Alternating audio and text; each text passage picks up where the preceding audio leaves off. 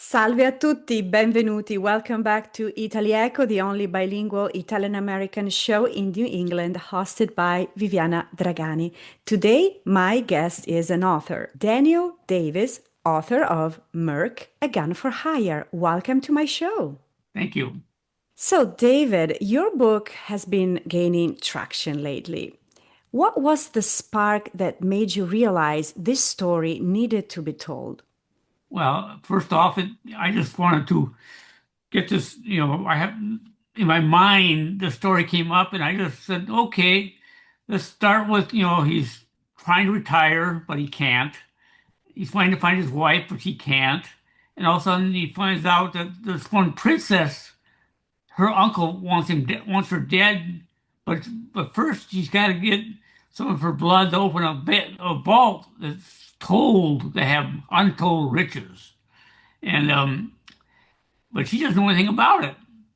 And I start with, okay, he's got to get off that planet because her uncle is killing everybody. I mean, so they leave the planet and go to this broker who he knows. That's where they find out about the vault that's got all these untold riches, which she knows nothing about, and needs a drop of her blood to open the vault. And once they open the vault, they find out it's a casket made of gold, and they have to escape.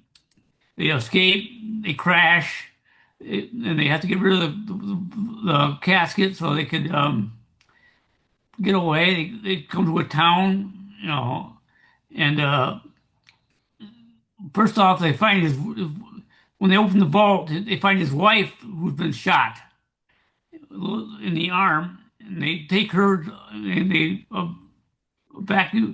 evacuate.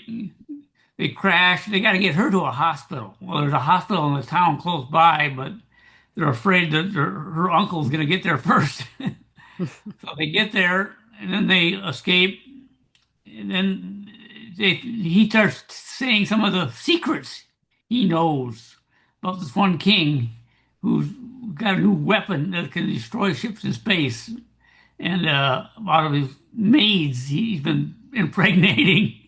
And, they land, and the ships that are chasing him get blown up, and they land, and she says, "I don't want to be a queen," but the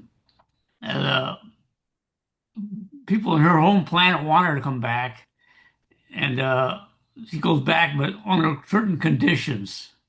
She wants to be a farmer's wife, and he wants to go back to being a farmer, and because he doesn't want to fight anymore. He's tired. He's got scars from all the fighting that he's lost in.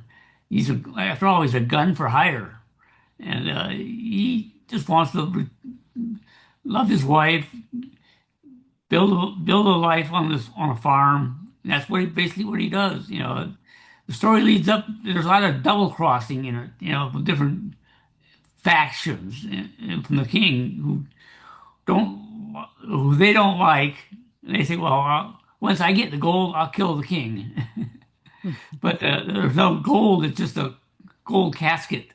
The broker has some female fighters come in to help from this one planet, and they're mercenaries too, but they're better at it than he was. They're a group where he was just himself, and they help him escape and you know get to the planet, get the casket, escape, crash, and make their way to the town to get fixed. His wife loses her arm because it was shot in the elbow, and uh, they escape. That's when they get the other ships to blow up the other ones. I should blow up one of them. You know, the other ship retreats, and then the king gets killed, and they go to meet the princess, say, "You got to come back," and she says no.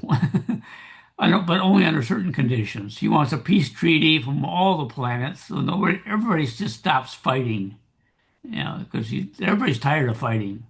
And so are all the kings and queens and leaders. They're tired of saying they're young to fight and die. So that's what they do. Many readers have commented on how cinematic your writing feels. When you were drafting the book, did you always envision these characters on a screen? Yes, I always tried picturing what they would look like, what the backgrounds were, and just trying to figure out what they're gonna do.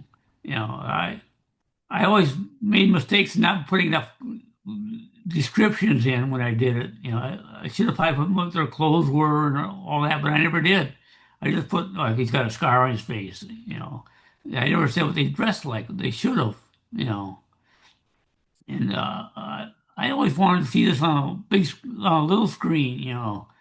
Might take two parts, but because it's one of my shorter books. I got some that are longer. Thank you.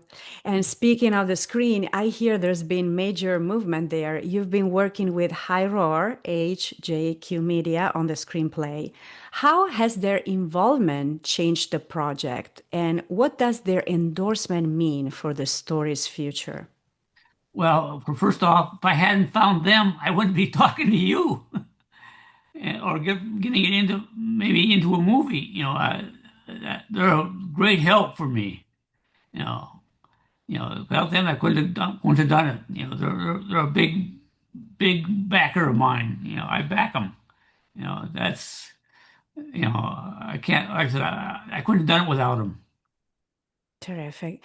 And what is one message or feeling you hope lingers with the audience long after they've finished the book or eventually seen the film? They might want to see some of my other books made into movies, and that's my goal, is to get more made into movies. I got one that'll probably have to be two or three parts because it's so long. Yeah.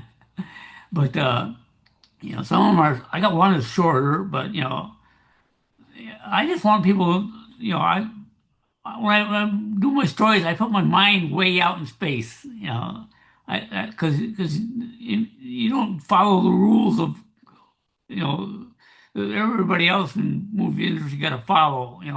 For like movies that are on Earth and that there's you can change anything you want.